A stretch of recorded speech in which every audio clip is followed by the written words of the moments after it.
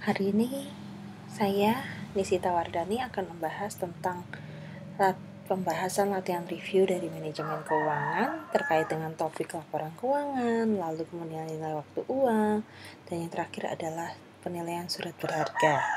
Nah, kita mulai bahas satu-satu ya teman-teman. Oke, dari soal pertama, yaitu yang ditanyakan adalah apakah fungsi informasi laporan keuangan, bentuknya seperti apa, bentuk informasi yang disajikan seperti apa, dan kepada siapa informasi tersebut disajikan. Nah, laporan keuangan ini sebenarnya kan digunakan untuk pengambilan keputusan oleh perusahaan, dan tentunya ada beberapa pihak yang membutuhkan untuk pengambilan keputusan. Itu bisa supplier, investor, karyawan. Lalu apa sih yang akan disajikan di dalam laporan keuangan tersebut? Bisa berisi posisi keuangan perusahaan, kinerjanya, profitabilitas, dan risiko. Contoh, jika seorang investor ingin menanamkan modal kepada suatu perusahaan, pasti dia akan melihat kinerjanya. Apakah dia mempunyai track kredit yang jelek, gak bisa melunasi hutangnya, lalu profitabilitasnya selalu menurun. Nah, itu yang dijadikan pertimbangan oleh investor untuk menanamkan modal di perusahaan tersebut. Kira-kira teman-teman sampai di sini paham tidak ya? Jika belum paham, nanti silahkan bisa ditanyakan. Nah, kita lanjut ya untuk pertanyaan yang kedua, yaitu informasi apa saja yang disajikan di dalam neraca dan jelaskan. Teman-teman perlu ingat kembali, neraca itu sebenarnya adalah informasi terkait dengan gambaran kekayaan perusahaan. Nah, gambaran kekayaan perusahaan itu bisa dilihat di posnya bagian sisi yang sebelah kiri atau di sisi aktiva. Aktiva itu kan ada aktiva lancar, aktiva tetap, lalu aktiva tidak berwujud. Nah, tentunya di sini juga ada pos di mana yang terkait dengan pendanaan, yaitu pos pasiva. Pasiva ya teman-teman, sorry maaf ini typo ya. Lalu pasiva ini berisi apa? Yaitu sumber pendanaan perusahaan.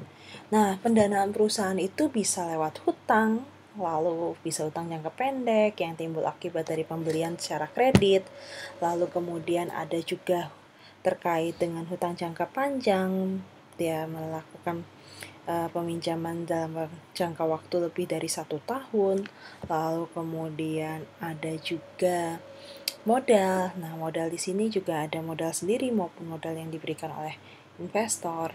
Jadi, ada posisi di mana ada aktiva dengan pasiva. Nah, soal ketiga, apa sih yang dimaksud dengan isi informasi laporan laba rugi dan bagaimana ilustrasinya? Oke, kita contohkan di sini teman-teman. Laporan laba rugi itu sebenarnya berisi informasi penghasilan, biaya, pendapatan, dan pendapatan bersih selama satu periode aktivitas perusahaan. Sebagai ilustrasi, dicontohkan di sini ada perusahaan Abadi, merupakan perusahaan yang bergerak di bidang retail. Lalu sumber penghasilan ini berasal dari hasil penjualan retail, dan tentunya hasil penjualannya digunakan untuk mencukupi kebutuhan operasi sehari-hari seperti pembelian, terus persediaan barang untuk dijual, bayar gaji karyawan, bayar listrik, bayar air, bayar telepon. Nah, tentunya segala pemasukan atau pendapatan yang diterima oleh perusahaan Abadi akan digunakan untuk operasi kegiatan perusahaan. Jadi dengan kata lain, laporan laba rugi berisi tentang informasi dari kegiatan operasi yang dilakukan oleh si perusahaan. Oke, soal keempat. Teman-teman diminta untuk menyusun laporan neraca dan laporan laba rugi. Nah, sebelum disusun, teman-teman harus memperhatikan informasi yang diminta, yaitu di sini diberi keterangan bahwa susunlah laporan neraca dan laporan laba rugi untuk di perusahaan Abadi jika informasinya adalah setiap item di dalam neraca itu akan meningkat 15% dan penjualan akan meningkat 5%. Jadi teman-teman diminta untuk menyusun neraca dan laporan laba rugi di tahun 2000 berdasarkan dari informasi di tahun 1999. Nah, caranya bagaimana? Yaitu informasi yang disajikan di sini ada kas 2,5, terus piutang 5.000, persediaan 500, aktiva tetap 5.700, hak paten 2.300, utang jangka pendek 8,5, utang jangka panjang 2,5, modal itu 500, sementara penjualannya itu adalah 16.500 dan biaya 5.000. Jadi kalau digambarkan seperti ini teman-teman. Oke, saya pindahkan ntar. Nah, neraca abadi tahun 99. Jadi ada posisi kas dan aktiva. Ada posisi aktiva dan pasiva. Jadi di aktiva itu penggolongannya apa aja sih? Informasinya kan tadi ada kas, piutang, persediaan, terus kemudian ada aktiva tetap dan ada hak paten. Nah, tentunya teman-teman di sini harus menghitungnya satu persatu. Jadi dimulai dari yaitu posisi aktiva, kas ditambah dengan piutang, ditambah persediaan, aktiva tetap, lalu hak paten, itu total aktivanya adalah 16.000. Nah, jumlah aktiva di sini harus balance dengan yang di pasiva. Ya, hasil dari soal ini ternyata untuk sisi pasiva mulai dari utang jangka pendek, jangka panjang, lalu modal itu balance ya, sama-sama 16.000. Nah, di soal diminta untuk menaikkan item di neraca sebesar 15%. Jadi, kalau kita lanjutkan teman-teman. Nah, sebelum dilanjutkan ke bagian permintaan soal 15%, kita coba susun dulu laporan laba rugi di tahun ini di tahun, saya perbaiki dulu ya teman-teman. Ini di tahun 199. Oke. Nah, terus berarti kita mulai lagi. Oke, di tahun 199 laba ruginya di sini ada penjualannya 16.510, biayanya 5.000, sehingga kalau EBT atau earning before tax dan interest saya. Nah, EBIT-nya itu adalah 11.510. Nah, kalau disusun bagaimana sih kira-kira? Oke, ini yang belum saya perbaiki, yaitu untuk tahun 2000 tadi ini, maaf saya perbaiki dulu ya teman-teman, EBIT ya, bukan EBT. Oke, dah. Nah, neraca di tahun 2000 kalau dinaikkan 15%, terhitungannya seperti ini teman-teman. Hasilnya harus balance 18.400 dengan 18.400. Jadi masing-masing item di dalam neraca harus dikalikan dengan 15%. Nah, terus untuk laporan laba rugi itu teman-teman di sini bisa dikalikan dengan atau yang diminta dari soal yaitu 5%. Jadi penjualan dikali 5%, biaya dikali 5%, sehingga nanti hasil selisih EBIT-nya adalah 11.585 atau 11.586. Karena ini 11.585,5 hasilnya kalau didesimalkan. Oke, kita lanjut. Kira-kira sampai di sini mudah ya untuk bagian penyusunan laporan laba rugi dan bagian dari neraca itu sangat mudah ya teman-teman. Oke, kita lanjutkan lagi ya teman-teman. Jadi, saya perbaiki dulu bagian view-nya. Oke, dah. Nah, jadi di sini teman-teman, pertanyaan yang selanjutnya di soal nomor 5. Berdasarkan informasi dari nomor 4, kalian diminta untuk menghitung rata-rata perputaran aktiva, ingat rata-rata perputaran aktiva, pada tahun 2000 yang dimiliki oleh perusahaan abadi. Jadi, di sini kalau dari rumusnya semula, itu kan perputaran aktiva hanyalah penjualan dibagi aktiva tetap. Nah, ingat teman-teman konsep yang waktu itu pernah saya ajarkan. Jadi, kalau menghitung perputaran aktiva, ini satuannya kali, dan ini artinya berputar selama setahun, yaitu 2,6 kali. Sehingga, kalau dijadikan rata-rata per hari, yaitu mudah, dari 365 hari, jumlah untuk 1 tahun, dibagi dengan 2,6, hasilnya adalah rata-ratanya untuk hitungan per hari yaitu membutuhkan waktu 140,4 hari atau 140 hari saja cukup. Oke, kita lanjut. Soal nomor 6. PT Sejahtera memiliki informasinya memiliki quick ratio 1,5, current ratio 2,5, inventory turnover 5 kali, total aktiva lancar ya teman-teman di sini. Total aktiva lancar itu 850 juta. Lalu kemudian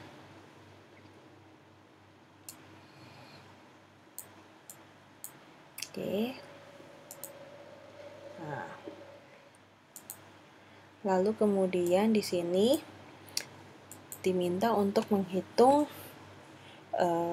total aktiva lancar tadi ya 850 juta, terus kemudian kas dan serta sekuritas 125 juta. Lalu pada tahun 2000, pada informasi ini pada tahun 2000.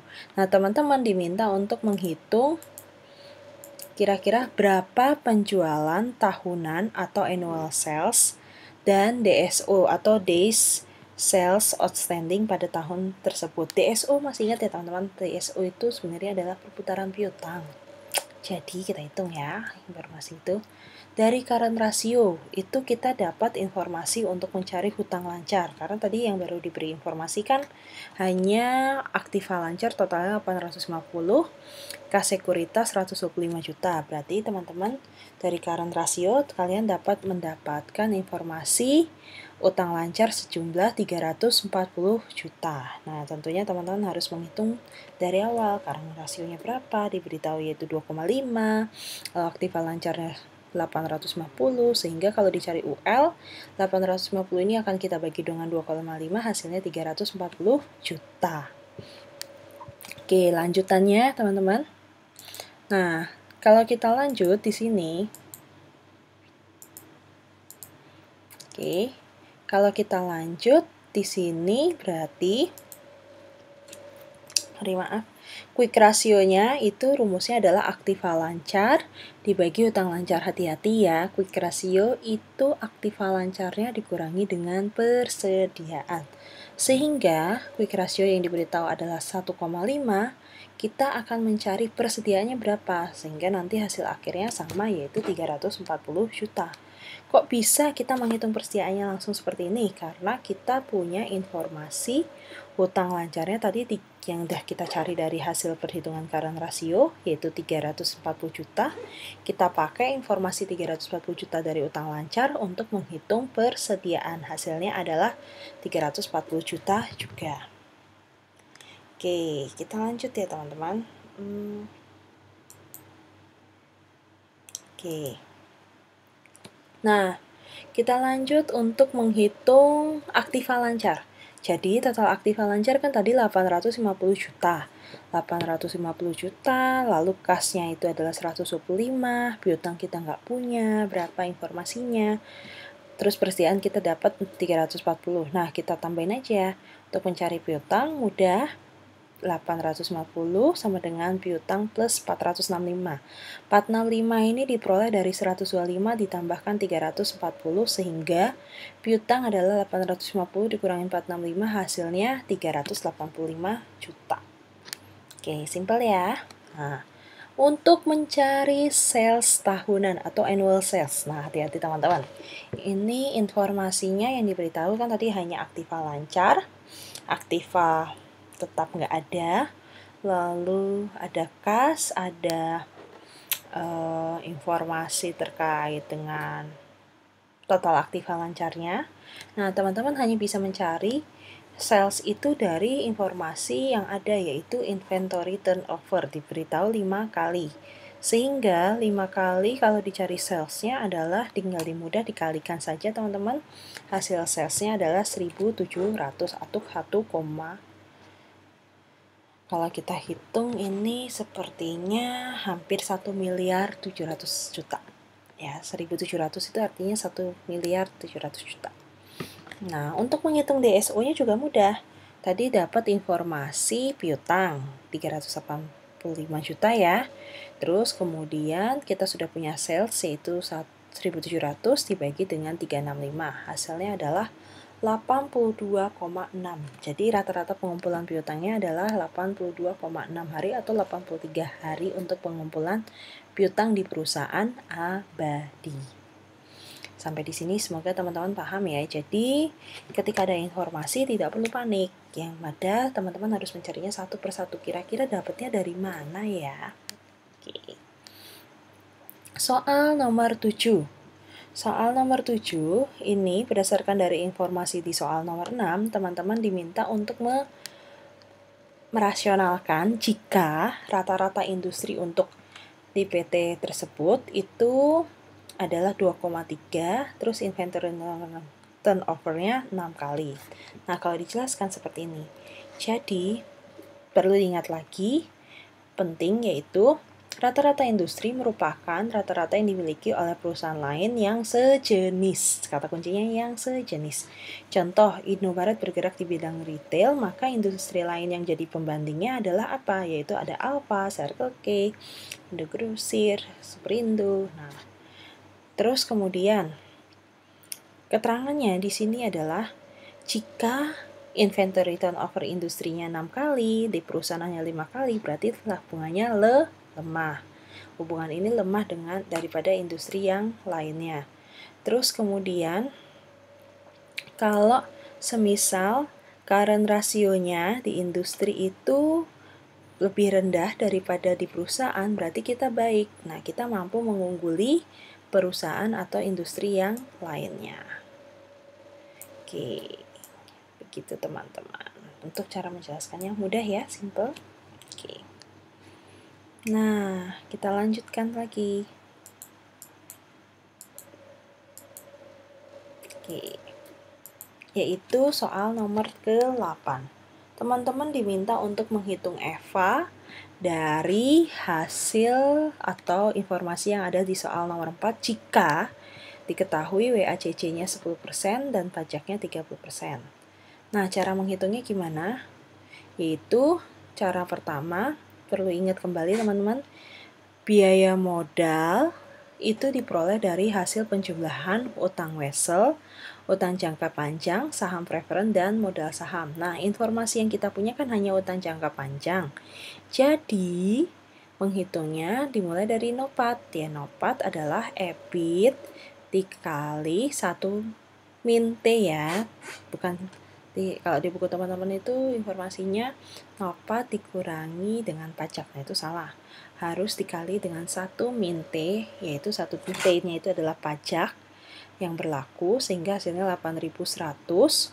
Lalu kemudian biaya modalnya nanti itu tadi hanya punya informasi utang jangka panjang yaitu 2.875 dikali WACC yang berlaku yaitu 10% sehingga hasilnya adalah 287,5. Nah, EVA-nya berapa? Mudah teman-teman. Ini bagian NOPAT dikurangi saja dengan biaya modal yaitu hasilnya 7.822,35.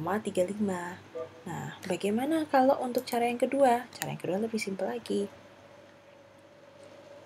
Oke, nah ini teman-teman, saya lupa menambahkan informasi untuk cara menghitung yang nomor kedua.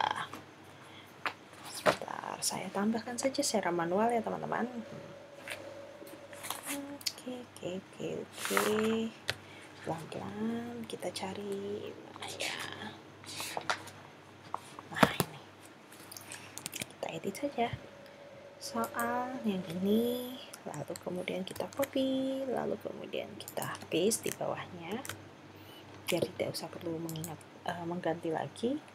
Yaitu di sini rumusnya adalah, saya pindahkan dulu dia,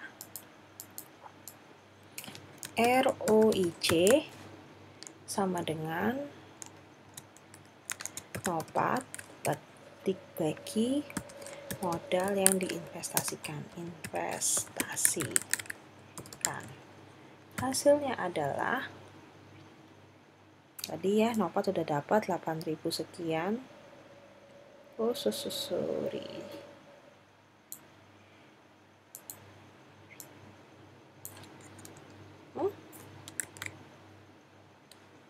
Oke, maaf teman-teman. Nah, gitu.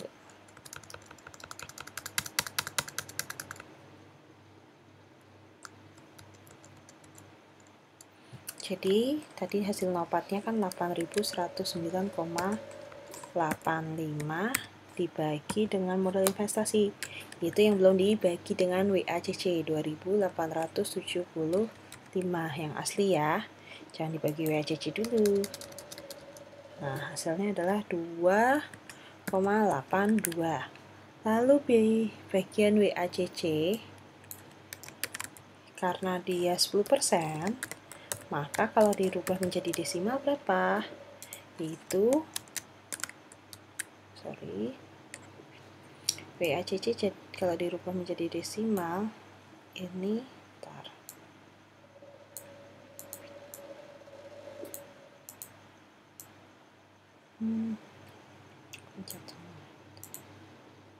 WACC jika dirubah menjadi desimal berarti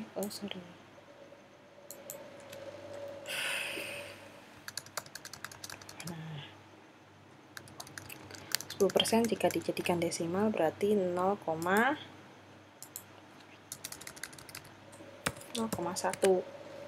Lalu kemudian bawahnya itu berarti kalian mencari yang namanya, saya tambahkan dulu satu kolom,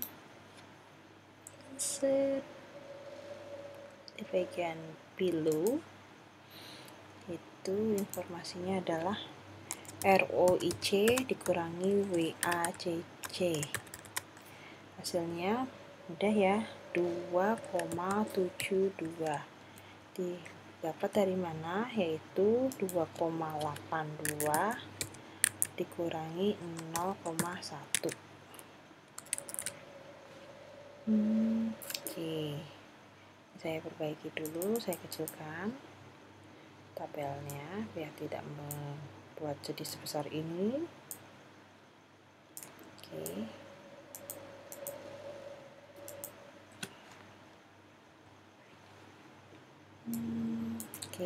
Naikkan. Nah, untuk mencari EVA, ini tetap ya, informasi modal diinvestasi dari sini ya. Teman-teman tidak lupa, untuk mencari EVA rumusnya itu adalah modal investasi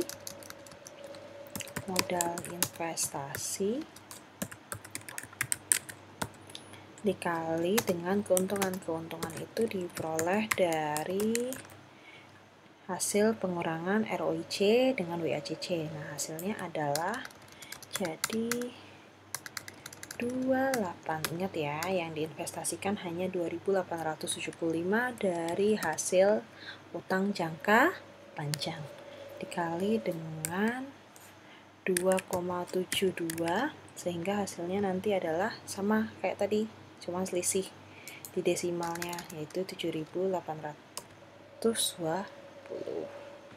Oke deh, kita lanjut teman-teman.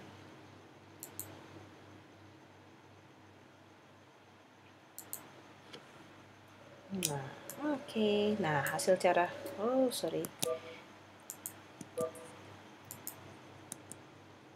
ini cara kedua ya.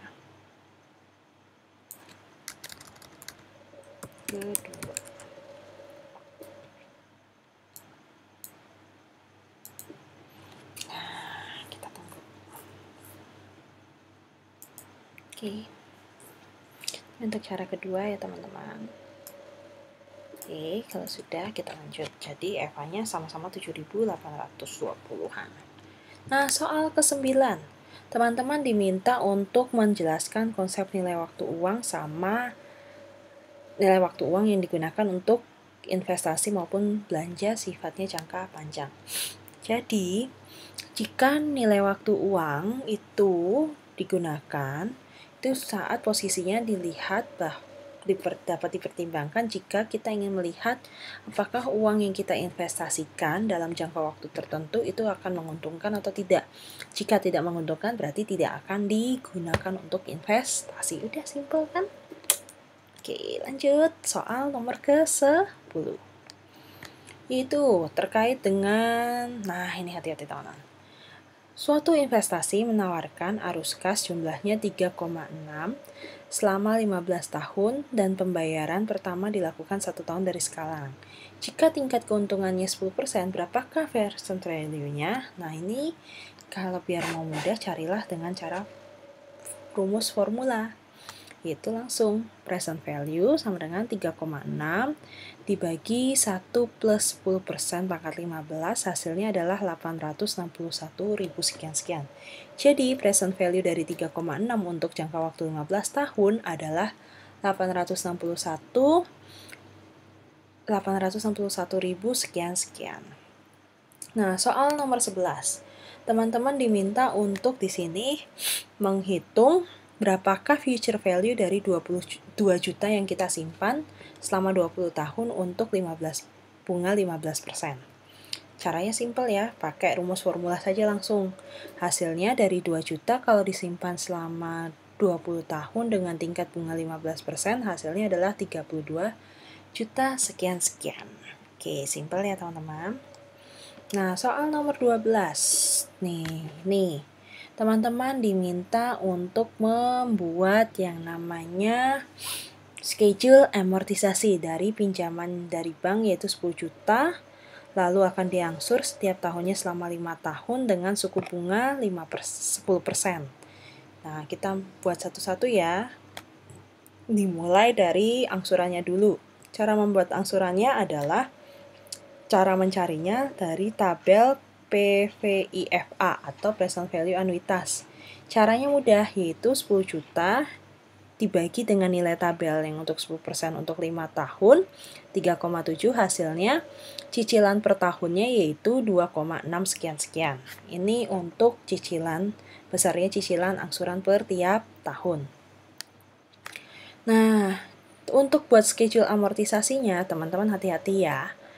Oke, caranya yang pertama, kan titik kita sudah tahu informasi tersebut untuk pinjaman 10 juta yang akan dibayarkan selama 5 tahun. Jadi teman-teman mudah, buat aja schedule amortisasi selama 5 tahun. Pembayaran cicilan ini yang tadi sudah kita hitung semula, itu ditulis saja tetap sama per tahun. Karena kan jumlah cicilan per tahunnya tetap, jadi 2,6 sama-sama. Tinggal ditulis saja 2,6 selama 5 tahun. Lalu kemudian untuk bagian sisi bunga. Bunga ini bisa kalian hitung jika kalian menuliskan dahulu di kolom D-nya yaitu 10 juta. Nah, 10 juta dikalikan dengan 10% untuk bunga periode pertama itu adalah 1 juta. Untuk bunga pinjaman pada periode pertama 1 juta. Lalu untuk pembayaran pokok pinjaman dapat dari mana? 2,6 dikurangi 1 hasilnya 1,6 dan sehingga saldo akhirnya adalah 8,6. Ini diperoleh dari saldo akhir pinjaman 10 juta dikurangi dengan pembayaran pokok 1,6 tadi. Hasilnya adalah 8,3. Nah, untuk tahun kedua bagaimana? Karena tadi pembayaran cicilannya sama, yaitu per tahun sama, sehingga untuk bunganya diperoleh itu dari 8,3 kalian kalikan dengan bunga yang berlaku yaitu 10%, yaitu hasilnya nanti 836. Terus pembayaran pokok pinjaman diperoleh dari 2,6 dikurangi 836 hasilnya 1,8 sehingga saldo akhir pinjaman itu adalah 8,3 dikurangi 1,8 hasilnya 6,5. Begitu dengan seterusnya sampai nanti hasilnya ini adalah 56,23. Nah, ini cuma masalah desimal, tapi tidak apa-apa teman-teman.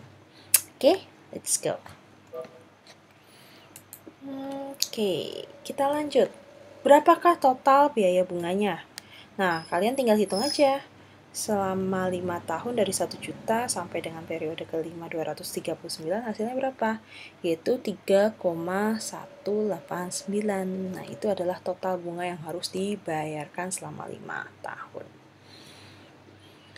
Oke, lalu kemudian soal yang ke-13. Soal ke-13 itu bahas apa sih? Oke, ternyata membahas tentang bunga yang aliran kas yang dibayarkan berbeda-beda setiap tahunnya. Nah, caranya simpel teman-teman. Di sini diminta untuk berapa future value arus kas tersebut pada akhir tahun ketiga dan berapa nilainya di akhir periode Jadi, teman-teman diminta untuk menghitung future value dengan metode ordinary annuity karena pembayaran di akhir periode.